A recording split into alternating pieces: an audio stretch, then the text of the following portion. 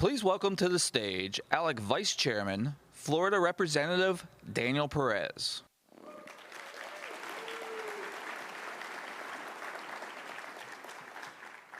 Well, once again, thank you for being here today with us. And I wanted to say a special thank you to President Fan for all that you've done for ALEC, but more importantly, what you've done for the conservative movement, leading the charge in Arizona, which we know is a tough territory. Well, as you guys may remember, this is the second year in a row that I've had the honor of introducing the opening speaker at the ALEC Annual Meeting. Last year, for those of you that were able to make it, we were in Salt Lake City, in the home of President Adams, my dear friend. And we were able to introduce Governor Ron DeSantis, who officially, by the Florida delegation, today, over some cheesecake, we announced that he is America's governor. So, and today I have the honor to introduce to you someone else who's just as special, who's taking the lead on making not only Florida, but the entire country more safe and secure due to her commitment to securing our borders and fighting human trafficking that is flourishing as a result of the Biden administration's lax law enforcement and open border policies. Thankfully, we in Florida are fortunate to have a fighter as our Attorney General. As a former judge, the wife of a DEA special agent, and mother of U.S. Army servicemen, the fight for her is professional, but it's also personal. She's not only the state's chief law enforcement officer, but a trusted advisor to us in the legislature and to Governor DeSantis on all law enforcement issues such as the opioid epidemic and human trafficking. Please give a warm welcome to my dear friend, the Attorney General of the state of Florida, who is accompanied today by Rita, the Office of Statewide Prosecution, and my dear friend, Hillsborough County Sheriff Chad Chronister. Ladies and gentlemen, here's our Attorney General, Ashely Moody.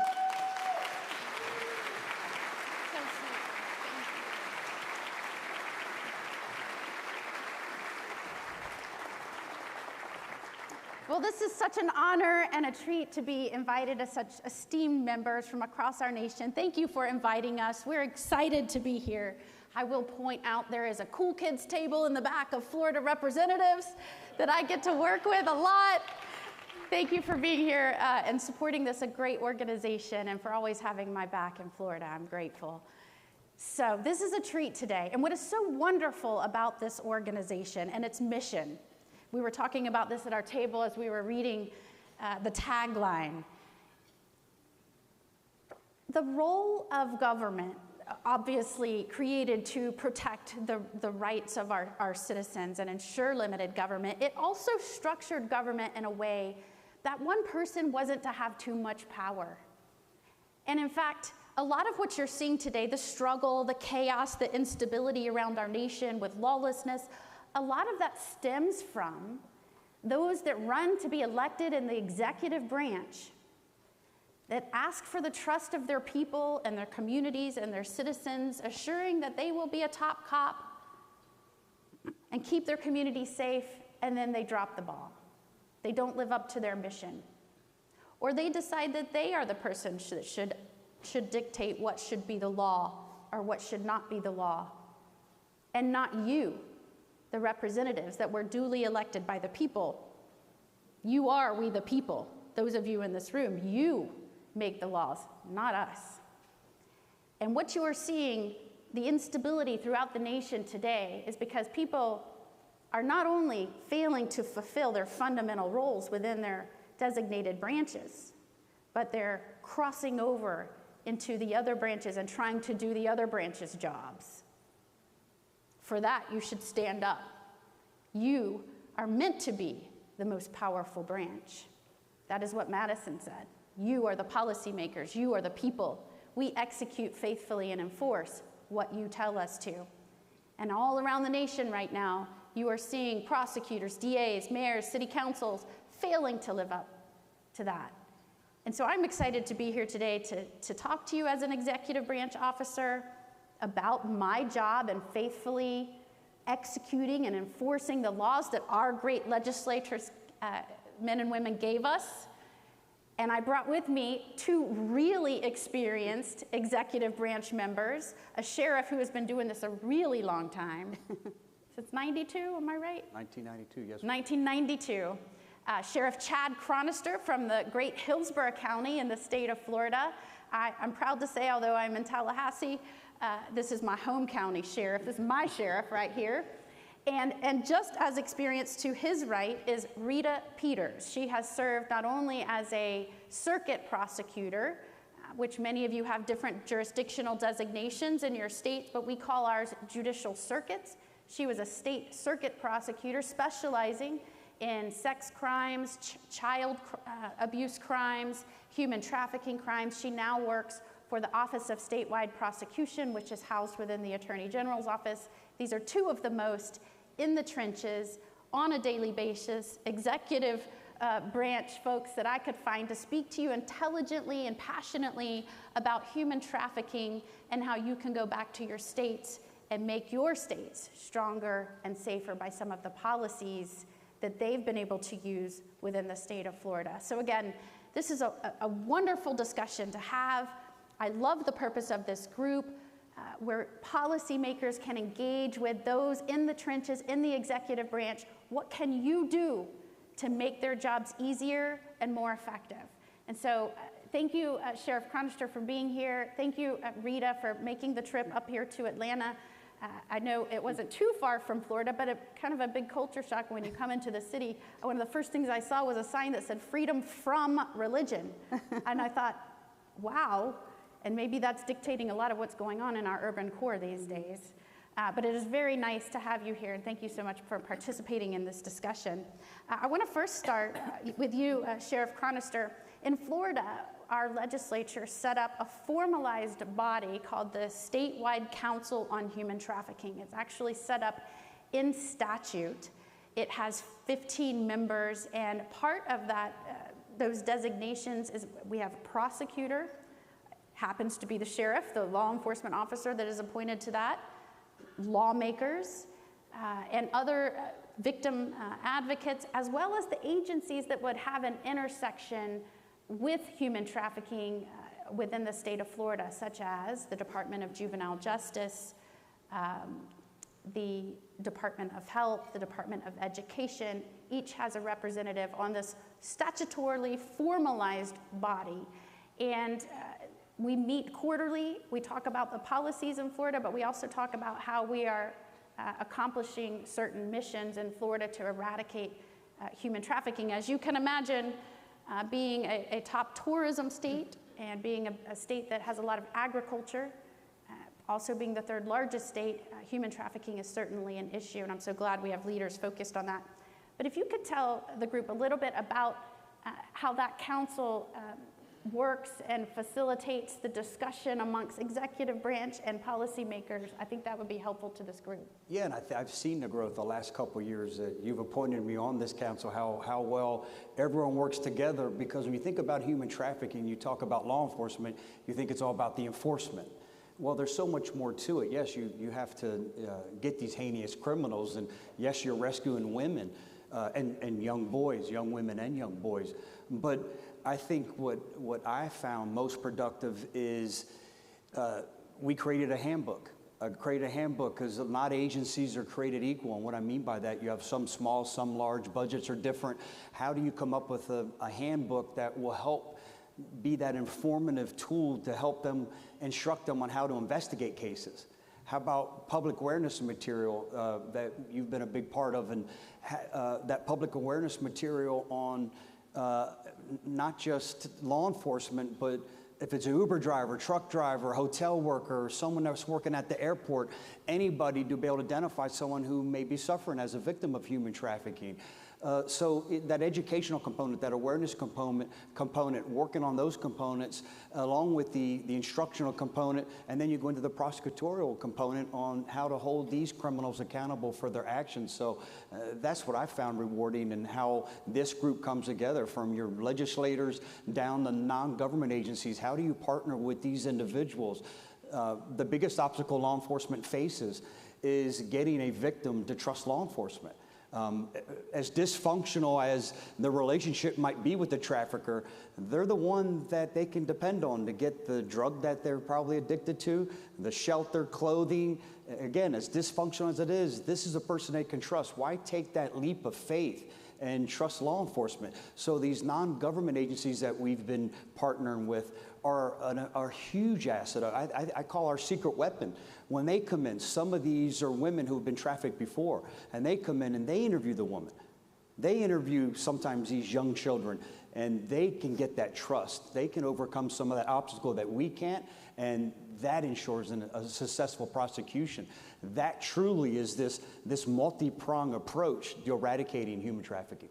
And it's interesting that you touched about the different issues that you have to focus on in whatever branch you're in, and understand if you broke this down by attacking the problem within your state. I think what we have found, if you look at the 3 core areas that you can do, the first is education and awareness. And we really are seeing states step up.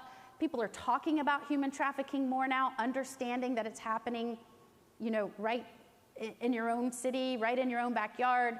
You're talking about the signals of human trafficking, such as branding or hesitancy to talk without the approval of someone else. There are certain things that you can look for. We started a website, youcanstopht.com. But the first is just letting the community know what to look for and how to report it. So if you take that you could couch that into education and awareness. The second is enforcement.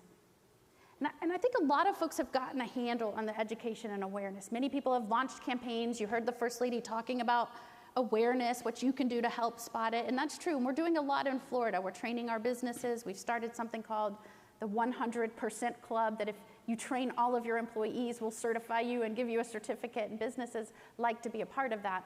But the enforcement part is so key, because law enforcement, Sheriff Chronister comes from a very sophisticated county.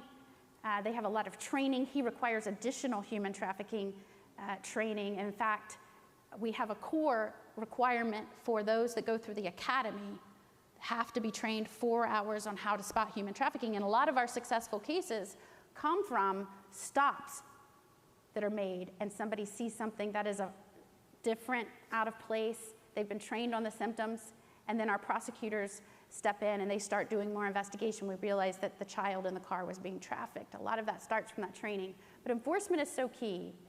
And Sheriff Chronister, he didn't talk about this, but I've been so proud of him. He's been very determined to be more proactive.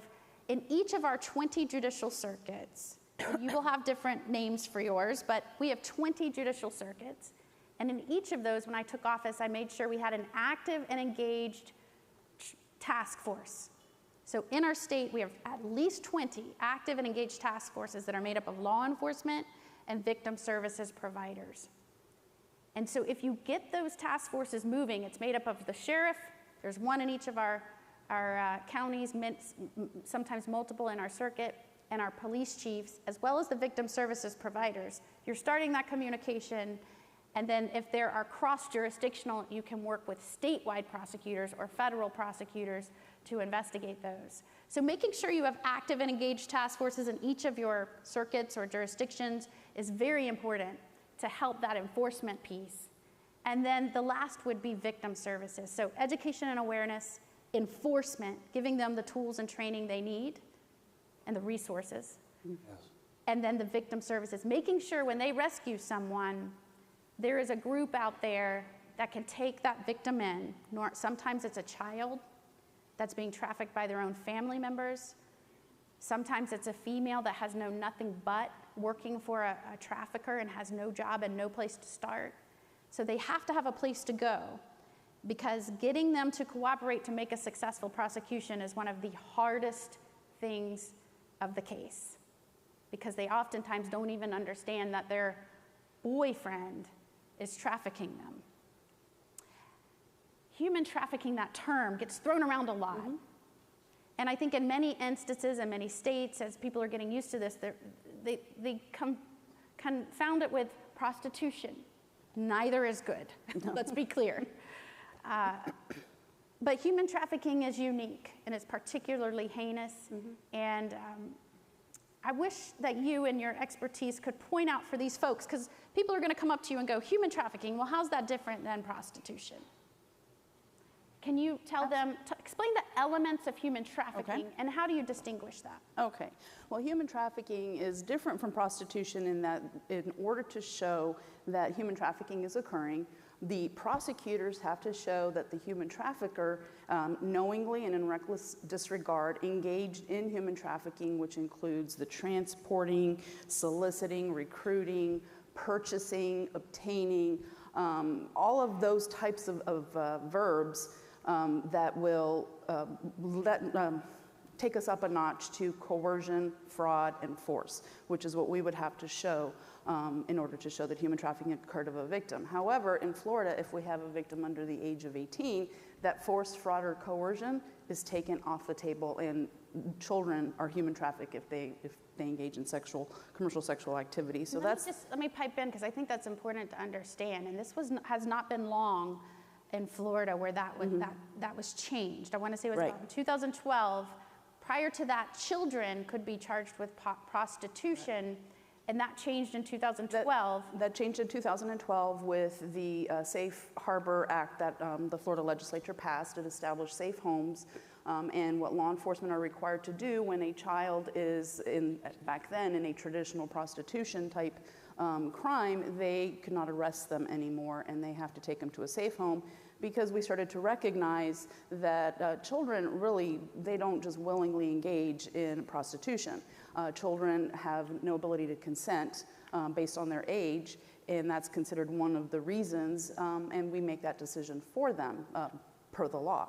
So with regards to children, Florida took a very active role right from the very beginning on decriminalizing prostitution for children and treating them as victims of human trafficking, and that has been very successful. And the key word there, and you said it, and I think it's important for everyone to know, what distinguishes human trafficking from prostitution? Again, as the sheriff would tell you, both are bad, both can plague your communities, and in no way are we saying one or the other is not bad. But in human trafficking, there is actual coercion by the trafficker of the victim to perform the act.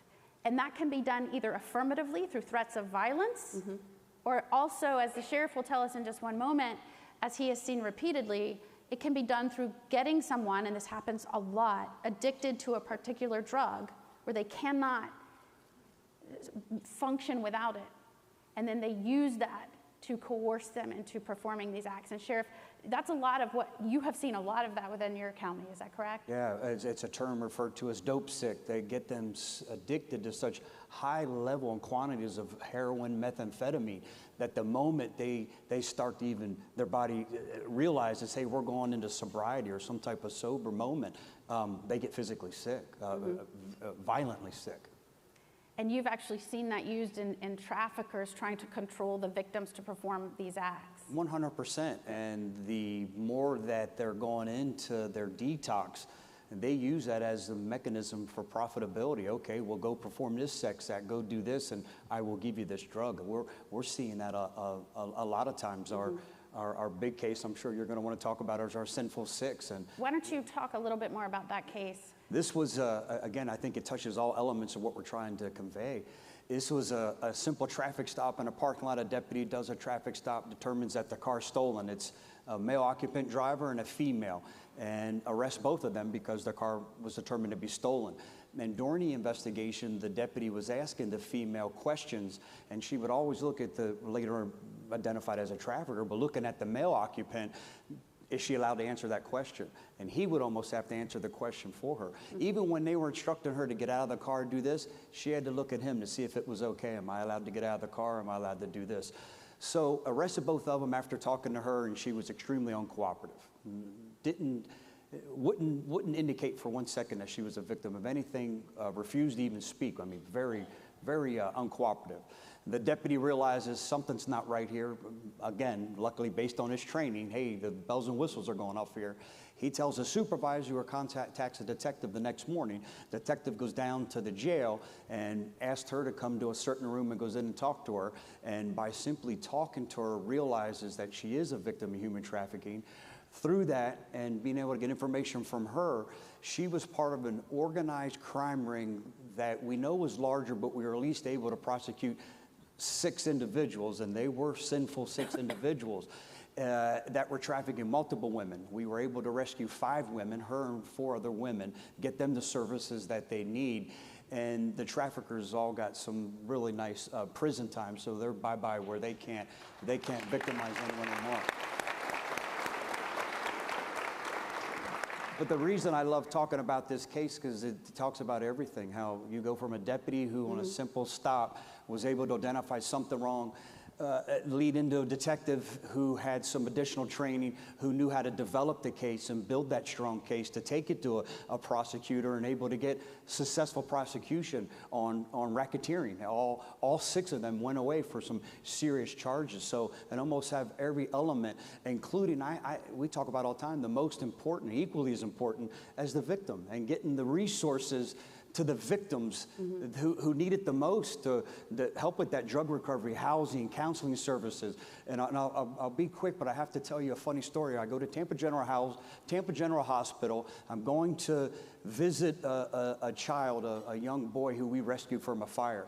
And I'm pulling up to the front of the hospital, and someone working in valet comes up and asks me if she could give me a hug. And I said, well, of course, sure, of course you can have a hug. And she latches on to me and she starts crying, getting emotional. I'll get emotional talking about it. And starts getting emotional. And after she can compose and gather herself, I said, I'm sorry, have I met you before? And she goes, I want you to know your officer saved my life. And I'm like, what are you talking about? She goes, I don't know if you remember such and such case. She goes, I was one of the individuals who was being trafficked. I was one of the women who was being trafficked. She goes, life's hard out here. I'm hustling. I'm trying to make $1. She goes, but I'm clean, I'm sober, I'm gainfully employed, I'm being a productive member of society, all because of what you and your department did.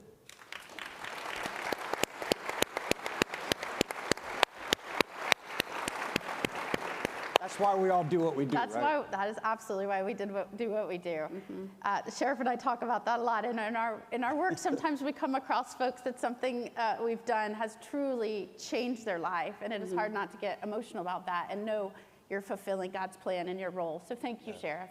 One of the things that you remarked about is focusing on the victim during these prosecutions, because you don't have to tell me specific situations, but how many times have you started a case which has all the markings of human trafficking and you've built it up, you're ready to take it to court, you're about to put this horrific person behind bars, and the victim vanishes, likely back into that world. Absolutely. Tell us about that, and why is that so important to make sure the victim is stabilized and in a good place during that process? Well, what you have is a victim who is different than other types of crime victims in that this even sex crime victims. Even sex crimes victims, because this victim comes with vulnerabilities that other victims don't carry. A lot of times it could be unstable family, could be mental health issues, could be drug addiction issues, could be criminal record issues, could be any number of all of these stressors and all of these poor life, I don't want to call it choices, but poor life decisions that put them in a position that makes them so much more vulnerable for exploitation, which is the important distinction here, is they're being exploited in some way for profit of somebody else. And so these women and men and children that are engaged in this behavior, oftentimes, as the sheriff indicated, they're either addicted to some form of drug that they can't live without, or they're living in such fear of violence and retribution by their trafficker that they stay silent, completely silent, and they have a distrust for the authorities. And on top of it, they would rather go back to a life that they knew, where even though their safety was compromised, they'd rather go back to that life than try to start anything new that they know is difficult. And that's because they don't see the person that is abusing them or trafficking them as being a trafficker. The sad thing about that is a lot of these survivors, I call them, a lot of these survivors come from environments that actually being trafficked is much more acceptable to them than living at home with their families because of the environment they came in. So a lot of times they don't see themselves as victims of a crime, And it isn't until we have them in a stable environment, clean, for at least a period of time, and going through some intense therapy that they finally realize the life that they came into the center for was not the good life. And that's when they get on the right track, and that's when they actually are a benefit to the prosecution, because then we'll have someone who has memories of what happened, because a lot of times you'll have a victim, we'll rescue them, and they're gonna have to sober up for weeks because they're so strung out. And they might not have a memory of a lot of things that we need. So we get a victim whose memories will return. We have a victim who's clean, who's sober, who understands why it was so bad and is able to impart that knowledge upon us and then us to a jury. So getting the victim stable and safe, that is of paramount importance to a prosecutor. And isn't it true, sometimes the victim is being trafficked by their family member? Oh, absolutely. And so for a victim to then go to law enforcement and say, I am a victim, and understand they are a victim, because again, they've been trafficked by a family member, they have to have a place to go and be secure away from their family. They've only known their family their whole lives. And so for a prosecutor to work with that person, it has to be in a place that the person is away from their family, and they're not going to try and abscond from that safe house. And the abscond is not the right word, because it's ensured to make sure they have a stable place to go away from the bad influencing family member. But I think the important, and I can hear in your voice, you're so compassionate because you've worked one-on-one with these victims, and I hear that in your voice. But I think what it's important to policymakers to remember, it is wonderful that we are able to rescue these folks and help them get on the right track, maybe train them in a trade through some of these victim services groups. But it's also important to remember, just as it is good to do that, and we are compassionate and we want to do that, it is also equally important to remember that is absolutely essential to successful prosecutions of these criminals. And so as conservative purse policymakers, which I as a taxpayer value and want to encourage you to keep being prudent in your spending, keep in mind that as you are approaching these victim service organizations that are dealing with law enforcement to success, and that is key. You want those that are effectively engaging and working with law enforcement and can come in and help throughout the process. They are helping these folks put the bad folks away so they cannot go on and continuously victimize people time after time, and it's a revolving door, and before you know it, that same person has trafficked 100 women when we could have stopped them at victim 2. So it's so very important, and I appreciate that. Now in Florida, we've just recognized the importance of, safeguarding and respecting that the victim and what they're going through, removing themselves, whether it's a family member that's trafficking them, whether it's a boyfriend that has gotten them addicted to drugs. And we have passed legislation to protect their conversations with that victim advocate and service provider. Can you tell the audience about that legislation? Absolutely. What we found in Florida is that, and I'm sure across the nation, there's certain confidentialities that are protected, certain relationships and conversations, such as if you talk to your clergy member or your attorney, it's pretty common knowledge that stays secret and isn't violated by, someone asking questions. Well, that wasn't there before for victims of human trafficking. And so what the legislature did is they closed that gap, recognizing that what's crucial in healing for these victims and getting them stable, because as prosecutors, that's what we want, is a stable victim, is that they feel safe in the system, because there's a major distrust right now when they get rescued. There's a major distrust of the people that took them out of what they perceive to be a stable environment. And so now when they're starting to go through the therapy and they're starting to go through the legal process and they're starting the healing, and they have someone they can talk to, in the past, those people were subpoenaed for deposition or for trial. Now that's not going to happen because of the confidentiality that the legislature built in to, for victims of human trafficking, that they now have confidential provisions for that conversation. And that's just going to go a long way in healing for these victims. They know that what they tell these victim advocates is really for the purposes of their benefit of getting better. the component of the psychological healing. And so that's a recent change, and it's so beneficial to the victims. And just keep in mind, there are so many other types of charges that go along with human trafficking often. You know, as a former federal prosecutor, I like to talk about all of the charges we can stick on these terrible, terrible people. Can you tell them about some of the other charges that go along with that? Well, before I do that, with prosecution, one of the crucial roles is you have to speak with your other fellow prosecutors. Like, for example, I have open dialogues with our federal counterparts and our local counterparts, and we all have kind of agreements on which cases go to which agency so that there's no stepping over anybody and there's no confusion for our law enforcement officers. They know exactly who to call and when. But with that as a backdrop, the underlying thing is we all say who can get the most bang for the buck. That's kind of what we all say. Now, in our state, some crimes that we add on to the charges of human trafficking, we have a racketeering, we have conspiracy, which usually go hand in hand with our human trafficking because generally more than one trafficker, there's kind of a host of people that assist that trafficker in victimizing multiple survivors. And let me just stop you right there because I know all y'all are thinking, you hear racketeering and you're thinking about all the gangs in New York and the mafia, right? Explain real quick, for those that might not have a criminal justice background, what is racketeering legally? Well, racketeering, if you think about the mafia or a gang, is basically a group of individuals, and it could just be two, that are organized in some way. Again, doesn't have to have any sort of articles of incorporation or anything lawful. It could be an unlawful group. Everybody's thinking now. Yeah, exactly. So I wanted to put that out there.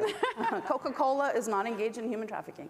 But that group of individuals has a common purpose. That purpose is criminal, to achieve a certain end, usually financial.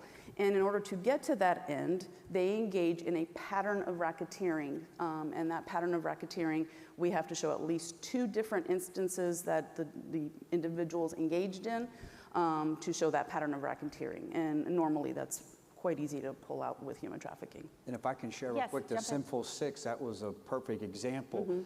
They would do the advertising. They would transport the women to the hotel. They would pay for the hotel. They took care of the security. They did all that.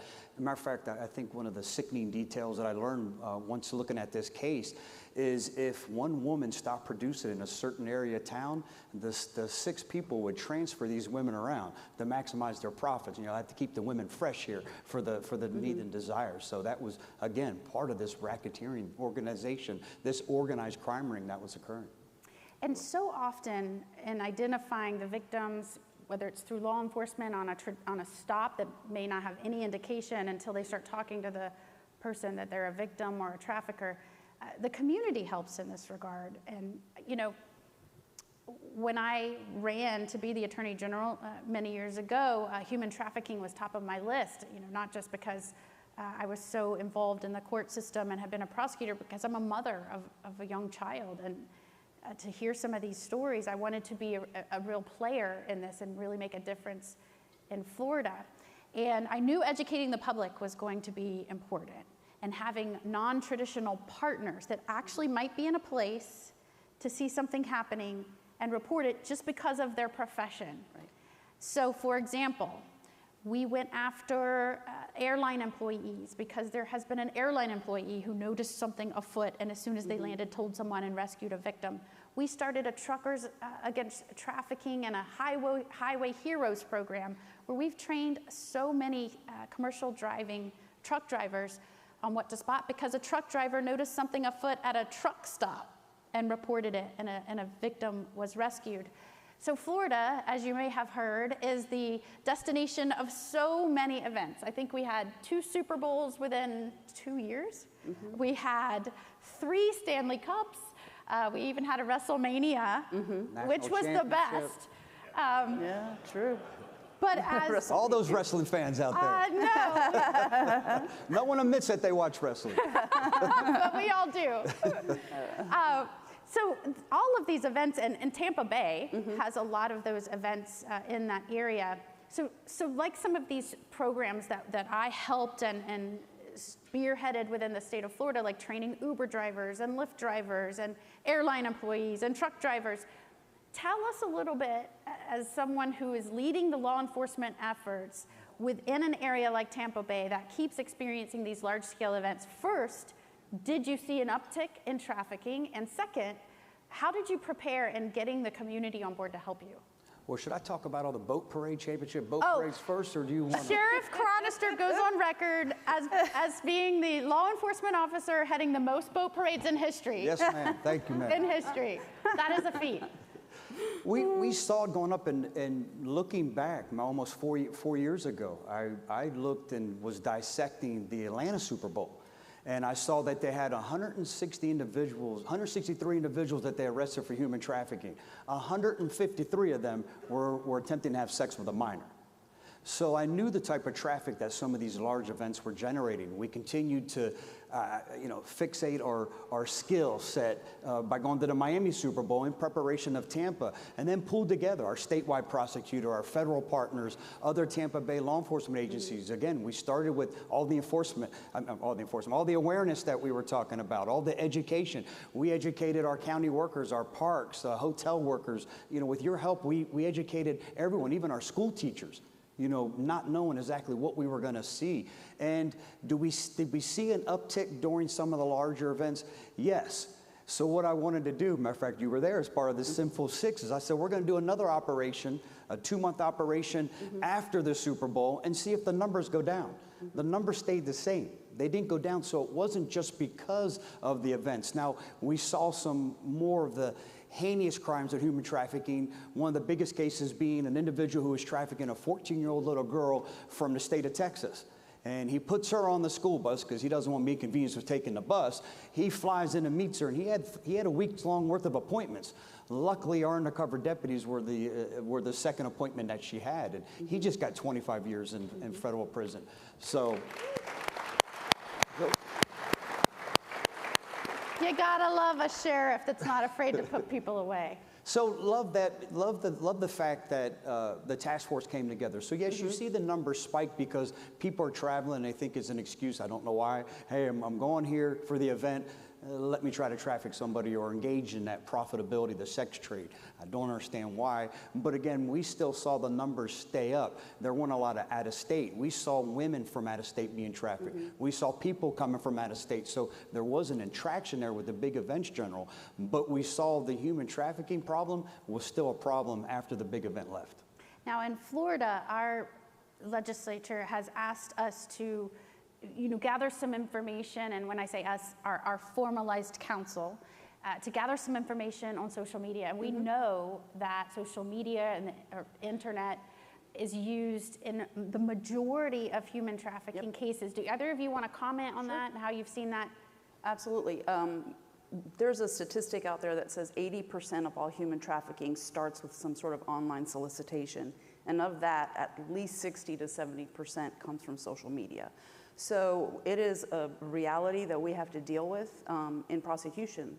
We have to, it's just the type of evidence we go looking for now as opposed to what traditionally people think is out there as evidence. We have to get it from companies, and oftentimes a lot of these companies are a little bit late on getting with the program on human trafficking, unfortunately, so we have some of those hurdles. But we've made major strides in getting cooperation from a lot of these companies and getting information. But a lot of the social media is actually targeting the minors because they're the ones that are more focused with their phones on Snapchat and Instagram and all these other apps that they're on. Or on gaming apps. Gaming apps are very big, very big. We've had cases where young kids maybe not feel happy in their homes. Some traffickers try to get them through gaming apps. So, Absolutely. So be aware of that, all you parents as well. And those people went to prison for a while as well. They did. They did. Just say, cue the public service announcement. Yeah, right. There is no such thing as being too overprotective as a parent when it comes to being online. Yes, Absolutely. it's great there's a lot of advantages, but the predators are out there. They're working on the web and the apps, and we know this is how they're attracting these young, impressionable young children who have someone paying attention to them or promising them the world, and that's where it's occurring. So there's no such thing. Know who your children are speaking to. And we have launched in Florida as well, an informational program for parents to understand what are the emojis to look for, what are the common apps where we're seeing some of this on, and it's important to make sure that your citizens understand that this is out there, it's going on, and children are targets many times in many of these cases. Absolutely, that's kind of the primary target because there's more money to be made when you traffic a child. If you think about just the pornography industry, child porn is only second to, I believe, drugs. As a money-making industry, and it's in the billions and billions of dollars. So any trafficker that's really wanting to make money, they're going to probably start with the adult survivors, but ultimately the big money comes from juveniles. And that's happening right now, General. It's a multi-pronged approach. We target the hotel motels, the massage parlors, the adult entertainment industry. We put our undercover detectives out walking on the street, and we do a lot of the soliciting ourselves where we'll go online and we post a fabricated profile. And I have to tell you, one of the sick individual that we had the other day, we were targeting, we were posing as a parent who had a 12-year-old child. And they were available, and we rented a trailer. We had the detectives, we had the cameras all there. It got so busy that we had to delay some of the individuals from coming. But one of the most egregious individuals we were working with, and I could sit in the command center and watch what they were doing, was there was someone we were speaking to, again, speaking all through this online app and the dark web that they're using. He was asking our undercover detective, who he thought was a father, well, how old is your child again? How old is your daughter? 12. Too old for me. Too old for me. Yep. And he left the chat.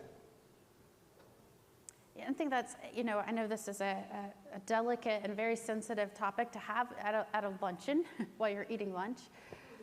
We should have had this over some drinks. Maybe closer Or to dull the pain of knowing and understanding this is happening out there, and likely within your states.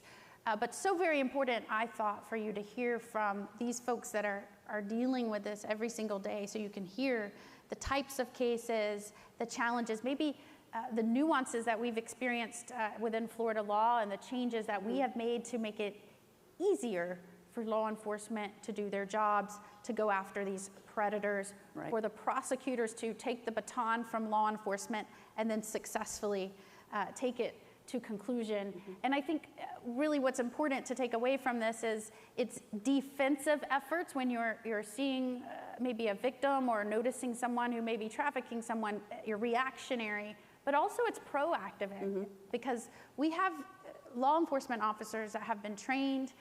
We require that in the academy. We said that before, the 4 hours. I would look and see what your state requires in terms of basic training for law enforcement. Oftentimes states have what's called trainings and standards. Our body within Florida sets out standards for all sworn law enforcement. You can ensure that they have a basic component in the academies for learning the signs of human trafficking and how to respond. But as they get more experience, as the deputies and the prosecutors become more experienced in these cases, they can be proactive and start going out and luring these people out of the dark recesses where they like to hide and bring them up to the surface where we can go after them and make sure they can't harm any more children or any more victims. Those proactive efforts are so important. And I will also say, Sheriff, and I'm so grateful you do this, you actually train, and we said this before, I think, your officers more in human trafficking and consistently. Every year, General, at their annual in-service training, they'll get the high liability areas, de-escalation, mental health, and human trafficking is right in there. Matter of fact, this sounds arrogant as can be, and I don't mean it to be, one of the few agencies that has a human trafficking squad. That's with 2 supervisors and a group of detectives that, again, focus from online to being more proactive, again, to deter people who want to come to Tampa, Florida and traffic anybody. The other thing that we do as prosecutors is the Florida Prosecuting Attorneys Association. That's basically our organization that kind of corrals all the prosecutors within the state. They offer at least once or twice a year a multi-day training on human trafficking for prosecutors. And so we're usually involved in getting that curriculum set up, but they do offer that for prosecutors around the state multiple times a year. That's great. And what I'm hearing from both of you is that while Florida may not require that by statute or policy at this point, it's happening, and those that are being effective in these investigations and prosecutions are requiring that continued training, because new apps may pop up or new trends or strategies to lure people into this trade. And so it's important that deputies, officers know what to look for, and it's important that prosecutors keep up with the trends and how to go after and work with these victims. Well, I really have enjoyed this panel. I really like it when we're able to take questions, and I'm sorry this format and this size room does not allow for that. But what I would love for those of you that are joining us today and are members of this organization to take away is, I think that you have heard some nuanced issues within the human trafficking sphere that you can take back and maybe have a better understanding of this crime, how it's happening, how the development of these organizations occurs using technology, how law enforcement needs training, maybe how to set up a structure within your own state. And remember, our statewide council on human trafficking, which I chair with prosecutors, law enforcement, and the different agency representatives, it's formalized through statute, and that was envisioned by our legislature, but there's no reason why you cannot have the same type of structure through voluntary participation within your own states without a formalized statutory structure. And I would also say, if you are leaving here today with any sort of understanding, a better understanding of human trafficking or ideas to take back to your state, I would again point out how you have learned this or gotten the ideas, and that is from going to line, and I'll repeat it, line folks in the executive branch that are in the trenches working these cases every day. And as policymakers, look around the nation. If you are seeing things within your state that are causing problems in particular crime areas or within your judicial system or criminal justice system that are making certain states or areas less safe, less secure, go to the line officers and the line prosecutors and ask them, what's your biggest challenge right now? What's the biggest crime trend that you're seeing? How can a change in policy, or is there something we're missing? Do we need to change a word in a statute to make it easier to prosecute a certain kind of crime? How can I help you? The information you can gather from line law enforcement and the prosecutors that have been doing this and experiencing the wins, but also the losses. You know, sometimes they can have the best case and they go in and they're up against something in a statute and they can't bring it to fruition or conclusion because of something in the law that needs to change. And that's how you can be helpful, because if we're doing our jobs right, we're not making decisions that are in any way changing the law. We got to go to you for that.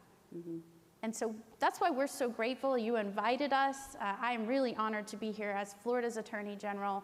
I humbly say Florida's top cop, but I don't put on the badge, the gun, and the bulletproof vest every day. So I say that very humbly.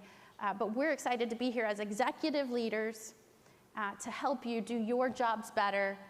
As Madison would say, the most important job, that of policy making. And we thank you for allowing us to be part of this discussion. Thank you so much. Thank you, Debbie. Please welcome